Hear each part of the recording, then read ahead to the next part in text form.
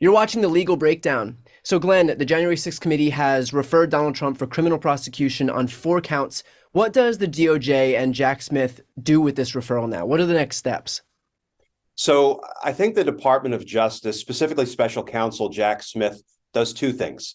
He says, thank you very much for suggesting who we should prosecute and on what charges. And then I think he is probably politely dismissive of all that because the Department of Justice prides itself on being fiercely independent when they're making prosecutorial decisions.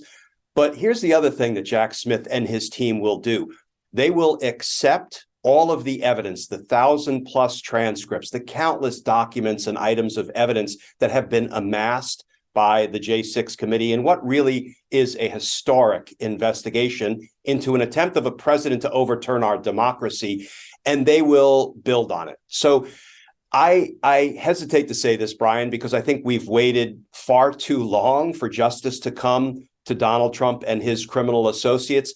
This may actually bog things down a little bit, not necessarily for the worse.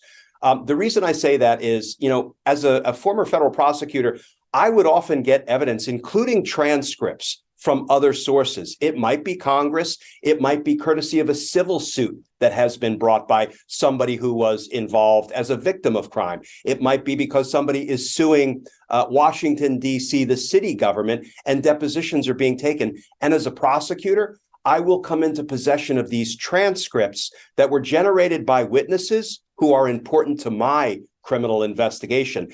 And that's a starting point. So what I have to do is I have to get that same witness in. I have to pour through the transcript. I have to see if there's anything that might be inaccurate or incomplete, anything that the witness wants to correct. And then most importantly, because the J6 committee, it ran its investigation for a certain purpose, primarily a legislative purpose, but the Department of Justice is running their investigation for a very different purpose with a view toward criminally prosecuting people. So there will be lots of follow-up that will have to go on between the federal prosecutors and the witnesses who have already testified before the January 6th committee before those same witnesses can be put before a grand jury in Washington, D.C., conducting the criminal investigation.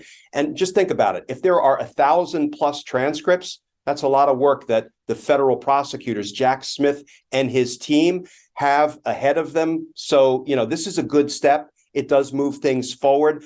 I don't think it will accelerate the investigative schedule that has been set by Jack Smith. I just hope it doesn't slow it down significantly. Now, just to build on that, if the DOJ and Jack Smith's special counsel investigation already has like something kind of like a framework that they're looking into, they've already got specific people that they're looking into, or they're following specific evidence, and they come into possession of these 1,000+ interviews and all of these, tens of thousands of documents, they don't necessarily need to comb through everything if their specific investigation is focused more narrowly based on the work that they've already done. So it's not like they need to look through every single document. Can they just take the documents that might lend themselves to what they're specifically looking at and just drive forward with that stuff? Yes and no. And I don't want this to become a Crim Law 101 class, but there are a couple of important principles at play. Like you say, maybe 500 of these witnesses, the transcripts that have been provided by the January 6th committee to the Department of Justice are largely irrelevant to what the Department of Justice is investigating. Yes, they can kind of set those to the side. They don't have to focus on them. Here's the flip side of the coin. Anytime something comes into the possession of federal prosecutors must review it for what we call Brady evidence. What is Brady evidence? Well, the Supreme Court has said that if there's any evidence in the possession of the prosecutors, and let me just say, if something's in possession of a separate branch of government, the legislative branch, then the law does not deem that the prosecutors possess it. But anything that's turned over to the prosecutors must be reviewed to see if there's any Brady information. Brady information is something that is exculpatory or exonerating, or that could help a defendant or somebody being investigated for criminal offenses. So at a minimum, they are going to be duty bound by the Constitution as interpreted by the Supreme Court to at least review everything in there to see if there's any information that could be helpful to somebody that they may choose to prosecute. That doesn't necessarily take a lot of time, and I agree with you. They're probably going to sort of narrow it down to the most important witness transcripts and then go through the process of reviewing it and building on those. Got it. Now, how much weight does a criminal referral sent from Congress have at the DOJ? Because we've seen the DOJ accept and reject these referrals in the past, whether it's, for Bannon and Navarro or Meadows and Scavino. So it carries some weight, but it's only a suggestion, a recommendation. I think it's an important recommendation because when a co-equal branch of government has conducted an exhaustive investigation of one of the highest profile crimes in our nation's history, I think the Department of Justice can't help but take very seriously these recommendations, these criminal referrals that Donald Trump, John Eastman, and others should be prosecuted for specific crimes. That being said, we have seen in the recent past the Congress refer a number of people for prosecution for contempt of Congress for defying congressional subpoenas. Over the last year or so, 4 people were referred: Bannon, Mark Meadows, Dan Scavino, and Peter Navarro. So what did the Department of Justice do with those 4 criminal referrals? They chose to indict 2, and they declined to indict 2, at least thus far, because Mark Meadows and Dan Scavino have not been indicted. Steve Bannon and Peter Navarro have. So I think that is probably the best example of what the Department of Justice does with criminal referrals. They accept them, they say thank you very much, and then they go about making an independent prosecutorial judgment should the person be indicted or not. Now, I know that $1 is your betting limit, but how do you predict that the special counsel will move forward with these referrals? What do you predict that the special counsel will do now that these referrals have been sent from Congress? I think he will have his team begin reviewing the evidence. I don't think the referral will carry much weight because if Congress ends up referring Donald Trump for obstructing an official proceeding, for example, which it has, Jack Smith will assess the evidence and he'll have his team assess the evidence. He will apply the law to the evidence, to the facts, and he'll make a prosecutorial judgment. Either there's enough evidence to charge Donald Trump or there's not. Frankly, a referral, a recommendation, a suggestion from the January 6th committee doesn't really impact Jack Smith's assessment or conclusion. So again, I think it's important and valuable atmospherically. I don't think it has a direct impact on the decisions Jack Smith and his team will have to make. Let me rephrase then and ask what you think, regardless of what the January 6th committee has transmitted to the DOJ, what do you think that Jack Smith will do, given what we now know about this case, and presumably we have most, if not all, of the information thanks to these public hearings. But what do you think? What do you think is ultimately going to happen?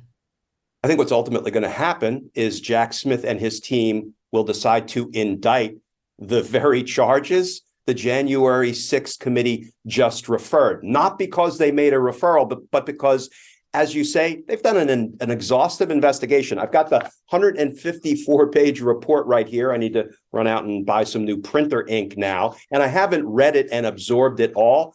But this report reads to this old prosecutor like what we call a case impression memo, an old prosecution report. At the end of our grand jury investigation, we will put in writing everything that we have learned during the investigation, all of the facts. We will assess the law that would apply to those facts, and then we'll make a decision. The decision is, do we ask the grand jury to return an indictment, or do we decide there is some infirmity, some insufficiency, some lack of evidence, or some anomaly in the law that militates against asking the grand jury to indict? Because this report that documents the investigation that was done by the January 6th committee has the goods. It has the evidence. It has the law.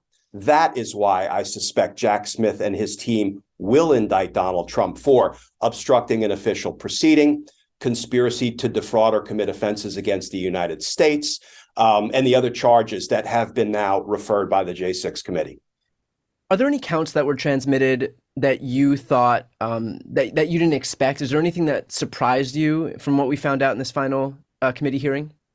There really was. There was one surprise referral, and it wasn't the insurrection, because they also recommended that Donald Trump be prosecuted for inciting or assisting the insurrection. I think the evidence of that charge is extraordinarily strong. Yeah. What surprised me was the fourth charge that they referred for prosecution, and that is a conspiracy to commit false statements, a conspiracy basically to urge witnesses to perjure themselves before the January 6th committee. I didn't see that one coming. That was not in the advanced reporting that we saw.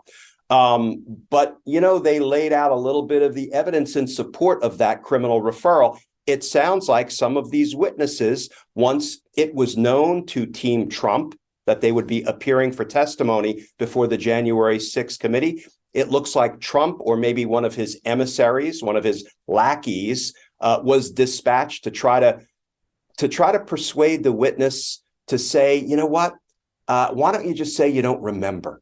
Because that way the J6 committee won't be able to trump that, no pun intended, and they'll be stuck with an answer like, I don't remember. There's a really important reason from a prosecutor's perspective that you bring those kinds of charges. One, because it's criminal, because it strikes right at the very heart of the credibility, the reliability of an investigation, whether a congressional investigation or a grand jury, a criminal investigation. So, that has to be dealt with when people are urging witnesses to lie. But it has another advantage.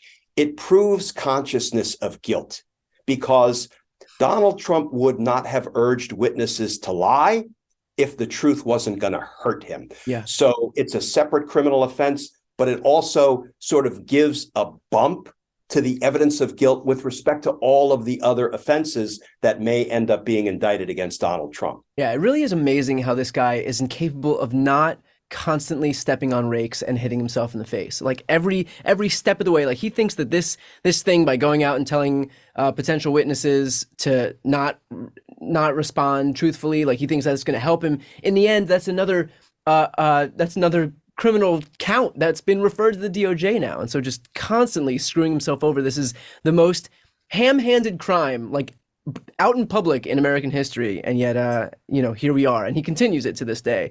There was one question specifically that I had about the charges that were transmitted to the DOJ, and that was there was a few elements where they say they list out the people who they were charging, or who they were recommending charges for, and then they would say and others. But this is it. Like, this is the final January 6th committee hearing. The committee is going to be disbanded after this. What are they waiting for? Like, why not just come out and say who they've got in mind for all of this, instead of kind of keeping it under wraps? Yeah, Brian, I like a good cliffhanger as much as the next person, but I was really surprised when Representative Raskin, who I so admire, and, he was the one that they basically entrusted with the duty of making the announcement today during the public hearing that there will be criminal referrals of Trump and others, and here are the charges they're referring. But when he said, for example, on the criminal charge of obstructing an official proceeding, we are referring for prosecution Donald Trump, John Eastman, and others. Obviously, that was a tactical choice by the J6 committee. And even though this is a 154-page report, this is only the executive summary. So we will be learning, I believe, who the and others are, probably when they release the full report, which I think will be considerably longer than the 154-page summary. Why did they choose to keep us guessing today? All I can think of, and I'm just kind of looking into the crystal ball here, is there may be some open tactical questions about who these others are and whether these others might be in the throes of considering cooperation most specifically with the Department of Justice federal prosecutors investigating these crimes. So maybe there was a tactical reason to withhold their names. But look, at this point, it is kind of put up or shut up time. And I think very soon they will kind of fill in the blank that was left today by the "and others" comment. Yeah, and I'm actually getting ready for an interview with Jamie Raskin shortly, so I'll make sure to ask him that question. Although if he didn't kind of release that information during the January 6th committee hearing, my hopes aren't high that I'm going to get that information, that he's going to just vomit all that information out as soon as I ask him. So we'll see, but I'll do my best. You can be very persuasive, Brian. You're a darn good interviewer, so I'm counting on you. I'll do my best. I'll butter him up. So with that said, for anybody watching, as we continue to get more information from this investigation and others, make sure to follow both of our channels. The links are right here on the screen. I'm Brian Tyler Cohen. And I'm Glenn Kirshner. You're watching The Legal Breakdown.